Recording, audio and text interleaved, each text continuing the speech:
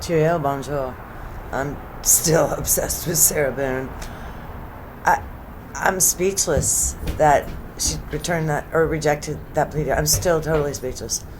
But I had a little bit of strep throat this weekend, so I was lying around just listening to stuff.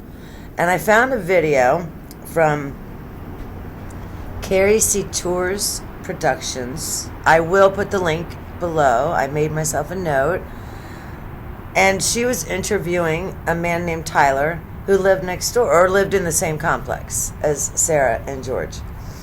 And he had moved out before the murder happened. Oh, the M word. I guess I shouldn't say that so early. And she asked him, well, then how did you hear about this case? And are you ready for this? He said, I was watching a channel called Meredith's 2 Cents. And then from there, it sent me to your channel. And how cool. I was like, oh my goodness, I have a shout out. So this is in no order. It's just things I've written down throughout the day. I will start with this Tyler guy, though. Let me find. Did I really put that first? The neighbor was explaining that you couldn't get a lease if you had a felony conviction, and you had to have income.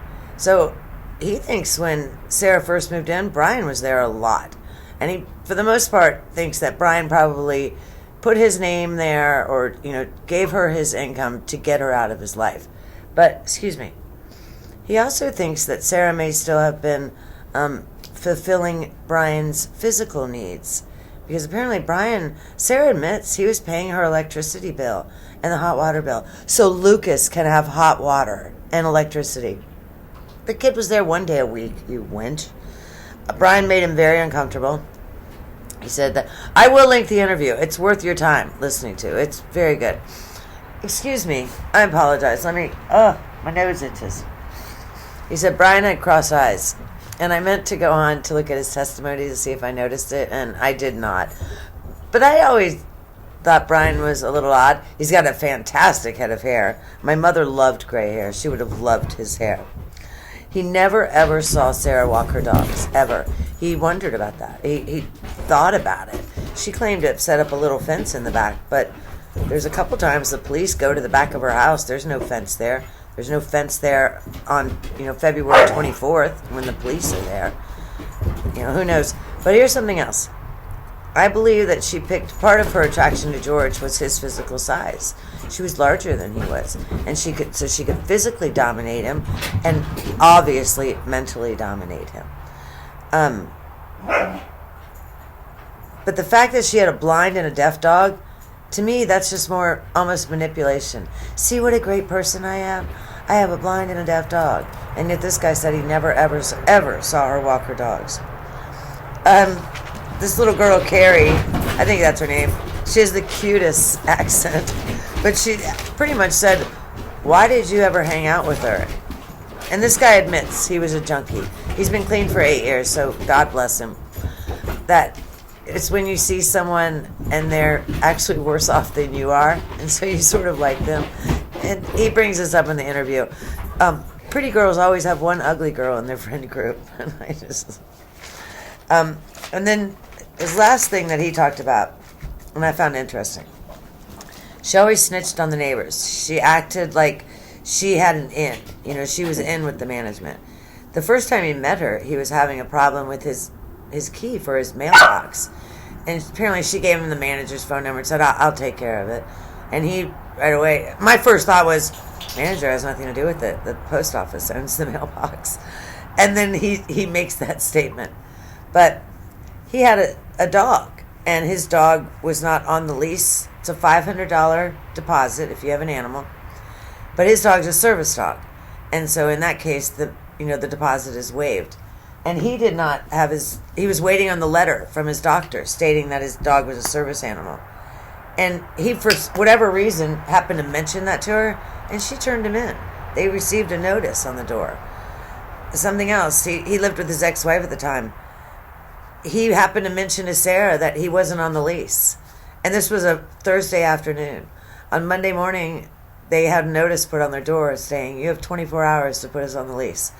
Well, part of the reason I find that interesting is, do you remember when she's in her interrogation and Eli and Kim are saying bad things about her? They're telling the truth. And she's like, and if you want to know, Eli's here illegally. She thinks if she'll give you something, you'll give her something. But goodness, what a sicko. And you guys know, anyone else notice, they removed that from the trial. Both sides agreed to remove that from the interrogation. And I agree, it doesn't really have anything to do. It just shows her character, for the most part. Okay. Now I'm just going to go through my notes that I wrote while I was lounging doing nothing.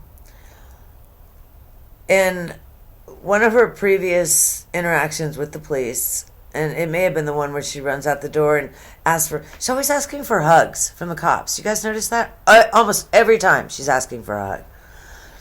But I think 2 previous times, prior to February 24th, she states that she's terrified of his family. They're going to kill her. Okay, I saw an interview with George's family from a local Orlando station, and his father was just there, but his mother is speaking. I did not see his father at the trial. I'm not sure if he's still with us. But the mother said, we don't have hate for Sarah. And I'm not, it's not a direct quote, but the most part she said, we feel sorry for her. I mean, these people do not seem like threatening people whatsoever. A question I picked up today, so I had not really paid attention to the interview at the scene that day, that Monday, February 24th. I'd more watched the interrogation on the 25th. But they're asking Sarah if George is an alcoholic. And she's, yes, absolutely. There's not even a split second of a hesitation in that. Yes.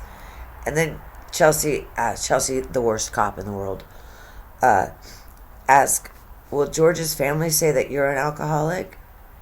And it takes her a second or so, and she said, well, they may, but they don't know really what's going on. What? I was watching Surviving the Survivor today, and it's an attorney, a police detective, and he talked about Chelsea. He said she's sick. She needed to stand up and say, I am not in a physical shape to do this. And I agree. The first time I ever brought this interrogation up, said she's coughing constantly. It was right before COVID. I mean, my goodness. But she's picking the lint off her pants. They both interrupt each other. Horrendous interrogation. Okay. In the one day that she runs out and tries to hug the cops immediately, he says, oh, it's the same cops. I assume she had 2 police calls the same day at her house. She's ripped. And the cop is simply trying to get her to just go back in the house. And under his breath, pardon me, Lord, he says, Jesus. And she turns around and she said, do you need Jesus? I mean, she has Satan in her face. Kind of funny, but crazy. But you know what she did? She called George over. They'd drink a little bit. She'd get annoyed with him. She'd call the police. And for something like that, the police aren't responding in 7 minutes. And then they'd have a little more to drink, and she would forget that she was angry with him. And then the police showed up, and she's dumbfounded. Why are you even here? It's just me and my boyfriend. I picked up on this today. I heard it in the trial, and I never knew where he received his source. But he said, Sarah made the comment that they used to drink vodka, but now they can only afford wine. So I actually went on to the liquor stores in Orange County, Florida. The same size bottle of vodka, 1.5. That was something else. We had a bottle of wine. No, you didn't. You had 4.5 bottles of wine. I never knew until the trial that the bottle of wines were the doubles. It wasn't just a regular bottle of wine. But anyway, same amount, 1.5 liters, vodka, $12. It's probably rail vodka, not the best, but it's 80 proof. Okay, 1.5 liters of the wine they were drinking, the wood crest or whatever, is $9.54, and it's 20 proof. I think that you're going to get drunk easier on the 80 proof booze versus the 20 proof booze. So Sarah wasn't, necessarily the brightest. She pretended like she was. She knew a couple $3 words. And okay, a statement I picked up. This was I believe in the interrogation, but it may have been the day before. Who knows? She said they weren't drunk. They only had a handful of glasses. Okay, a handful of glasses. A handful of glasses. I mean, even a couple of glasses is a handful. And remember, he was a .183, correct? Yes, .08. He was a .183. So, he was over 2 times the limit. Something I picked up on, I've been watching some of her past dealings with police. She has something. Oh! How about that video where he's on the floor and he's telling her what he's going to say to the judge to have her felony strangulation charge dropped. He was never once charged with a felony. Only she was. And she's directing him. There's another one where she's completely berating him. Here's something I've noticed. She says a lot. Fine and dandy. That's my name. Don't wear it out. And enjoying each other's company. Even in one of the videos where she's berating him, she says that. She said, we spent the whole day enjoying each other's company, and then you went and did A, B, and C. But I caught the name, that's my name, don't wear it out, that phrase. I caught it at least 3 different times. Okay, I talked about the neighbor, and I started with him, but I'm going to go back to him for a little bit. Okay. Tyler, thank you again for calling out my channel. Hey, if you're not subscribed, hook me up. Hit subscribe. Hit the like button. Leave a comment. All that nonsense. It all helps. Okay. He said she smelled. She was always dirty. And she had bad breath. He even talked about her teeth. So I noticed teeth. But he said her teeth always just had crud on them. At one point, she had allowed a cavity to get so bad that she was going to need a root canal. And he talked about the dental place she went to. It was a filthy, disgusting yuck hole, but that was all she could afford. She was always in old, dirty clothes. He said her outfits never matched. He talked about it. He said, remember the way she was in that, on the 24th of February, 2020? In the pink shorts, or he said that was her normal outfit. She was always barefoot. Never, he said, he cannot remember her ever seeing her with shoes on. That's disgusting. Think how thick the calluses on her feet were. I'm sure they're not anymore because you're not walking around jail barefoot. She begged for money a lot. Oh, he said she sold a lot of stuff on Facebook Marketplace. I don't have a Facebook page. But if you have a Facebook page, go in and type her name and see if she still has if her Facebook page is even still open. Sarah Paulson, Paulsson. Paulson was her maiden name. Oh, the video where George is smashing the television, she set that up. She encouraged it. My guess is something was wrong with the television. It was broken. And she enraged him, and she set that up. I don't have a TV in my bedroom. They kept the TV in their bedroom, though. So they ended up not having one in the living room and kept the one in the bedroom. I found that off. I found it odd. Sorry. Oh, something also, I may have heard someone else say this, but she always talks about she fell asleep. She didn't pass out. She fell asleep. She was up there for 30 minutes. What was she doing? She said she'd never turn the TV on. So what was she doing for 30 minutes? If I go to my bed and physically read a book, my eyes become lead weights in just minutes. Yeah, I don't believe it. She also told police, I'm shutting this down now. She told police that, the prosecutor asked her, he said, are you the kind of person that, I don't remember his exact words, checks your phone first thing in the morning, like most of us, right? I mean, I sleep with my phone right next to me. It's my alarm clock, everything.